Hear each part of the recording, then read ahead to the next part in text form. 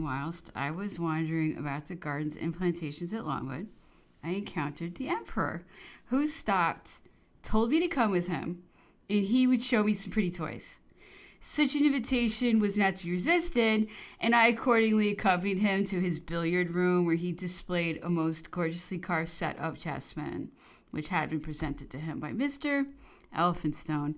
He might well call them toys, every one being in itself a gem. The castles surmounting superbly chased elephants were filled with warriors in the act of discharging arrows from their bended bows. The knights were cased in armor, with their visors up, and mounted on beautifully caparisoned horses. Mitred bishops appeared in their flowing robes, and every pawn was varied in character and splendor of costume, each figure furnishing a specimen of dress of some different nation. Such workmanship had never before left China.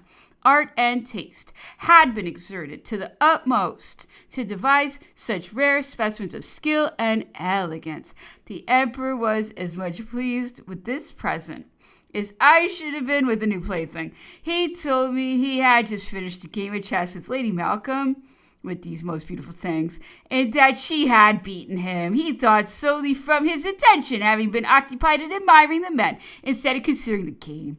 The work boxes and card counters were lovely, the latter representing all the varied trades of China, minutely executed in carving. These gifts were presented to Napoleon as a token of gratitude by Mr. Elphinstone from the circumstance of the emperor having humanely attended to his brother when severely wounded on the field of Waterloo, on which occasion Napoleon sent for his refreshment a goblet of wine from his own canteen on hearing he was faint from loss of blood. Napoleon observed that he thought the chessmen too pretty for St. Helena, and that therefore he should transmit them to the King of Rome. Another present which attracted my attention was a superb ivory tea set, which when opened presented a perfect model of the city of Canton, most ingeniously manufactured in stained ivory. Underneath this tray were packets of the finest tea, done up in fantastic shapes. Napoleon told me that when he was Emperor of France, he did not permit any tea to be drunk in his dominions, except that grown in Switzerland, which so nearly resembled the Chinese plant that the difference was not perceptible. He also cultivated the growth of beetroot for the purpose of making sugar instead of depending upon foreign produce.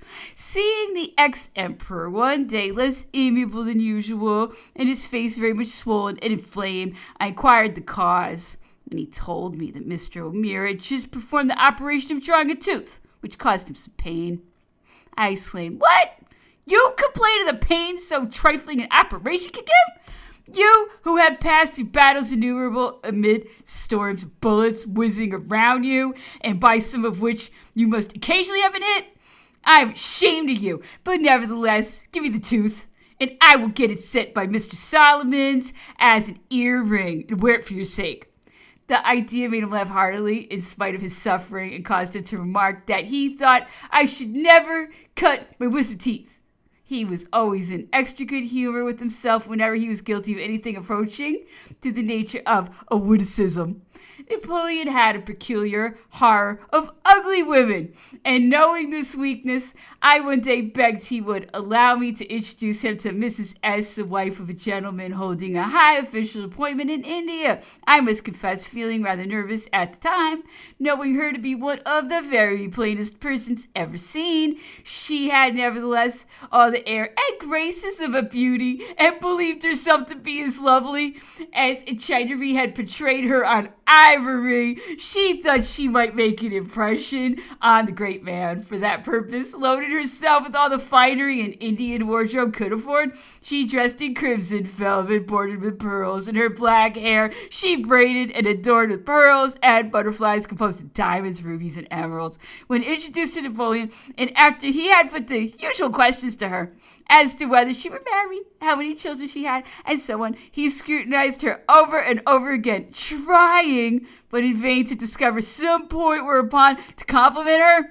At last, he perceived that she had an immense quantity of coarse, fuzzy black hair, which he remarked by saying to her, "Madame, You have most luxuriant hair. The lady was so much pleased with this speech of the Emperor's that on her arrival in England, she published in the newspapers an account of her interview with him and said Napoleon had lost his heart to her beauty. I really did incur the Emperor's displeasure for a few days by the trick I had played him, having led him to suppose he was about to see a perfect Venus, and he prohibited me from ever introducing any more ladies to him.